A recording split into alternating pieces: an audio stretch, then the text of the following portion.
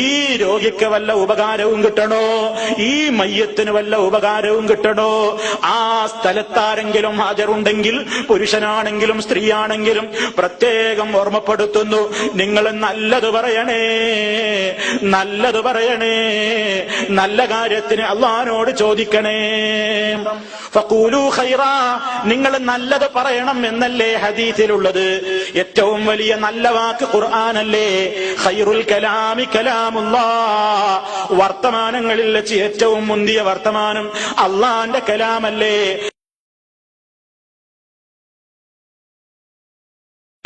അവിടെ കൂടി നിൽക്കുന്ന മനുഷ്യന്മാര് രോഗിയുടെ സമീപത്താണെങ്കിലും ഇനി ഒരു ജനാസയുടെ സമീപത്താണെങ്കിലും മനുഷ്യന്മാരിങ്ങനെ മരണം ഒരാൾക്ക് ആസന്നമാകുന്ന നേരത്ത് ചുറ്റുഭാഗത്തും കൂടി നിന്നുകൊണ്ട് അട്ടഹസിച്ചുകൊണ്ട് കാര്യമില്ല, അതല്ലെങ്കിൽ പൊട്ടി കരഞ്ഞതുകൊണ്ട് കാര്യമില്ല.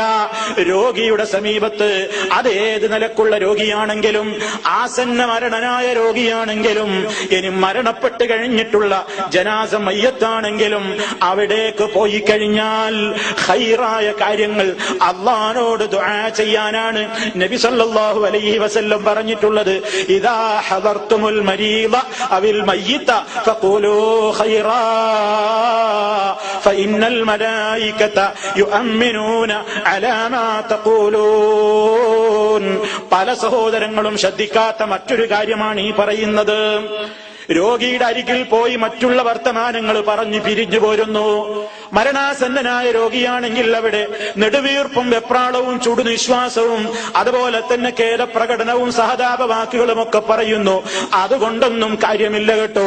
ഈ രോഗിക്ക് വല്ല ഉപകാരവും കിട്ടണോ, ഈ മയ്യത്തിന് വല്ല ഉപകാരവും കിട്ടണോ, ആ സ്ഥലത്താരെങ്കിലും ഹാജരുണ്ടെങ്കിൽ പുരുഷനാണെങ്കിലും സ്ത്രീയാണെങ്കിലും പ്രത്യേകം ഓർമ്മപ്പെടുത്തുന്നു, നിങ്ങൾ നല്ലത് പറയണേ, നല്ലത് പറയണേ, നല്ല കാര്യത്തിന് അള്ളാഹിനോട് ചോദിക്കണേ.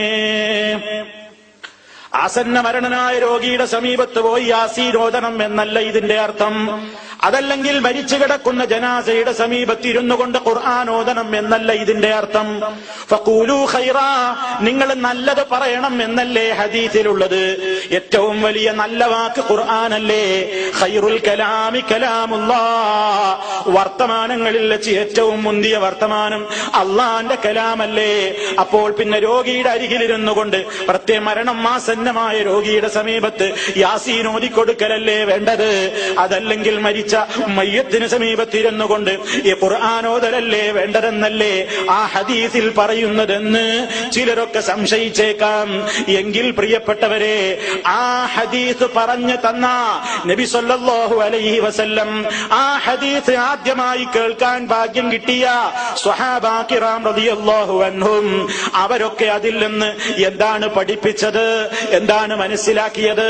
നബി സല്ലല്ലാഹു അലൈഹി വസല്ലം തന്നെ ഇതങ്ങ് പറഞ്ഞിട്ട് അവിടുന്ന് പറഞ്ഞിട്ടുണ്ടല്ലോ, ഫഇന്നൽ മലായികത, നിശ്ചയമായും മലക്കുകൾ, യുഅമ്മിനൂൻ, അവര് ആമീൻ ആമീൻ എന്ന് ചൊല്ലിക്കൊണ്ടിരിക്കുന്നുണ്ട് കേട്ടോ. അലാ മാ തഖൂലൂൻ, നിങ്ങൾ പറഞ്ഞുകൊണ്ടിരിക്കുന്ന കാര്യങ്ങൾക്ക്. നിങ്ങൾ അള്ളാഹിനോട് അവിടെ വെച്ച് എന്താണോ പറഞ്ഞുകൊണ്ടിരിക്കുന്നത്, ഒരു രോഗിയുടെ സമീപത്തെത്തുമ്പോ അല്ലാഹുവേ ഈ രോഗിക്ക് നീ ശമനം നൽകണേ, ശിഫയാക്കണേ അല്ലാ. എത്രയോ മര്യാദകൾ രോഗിയുടെ സമീപത്തുണ്ടല്ലോ.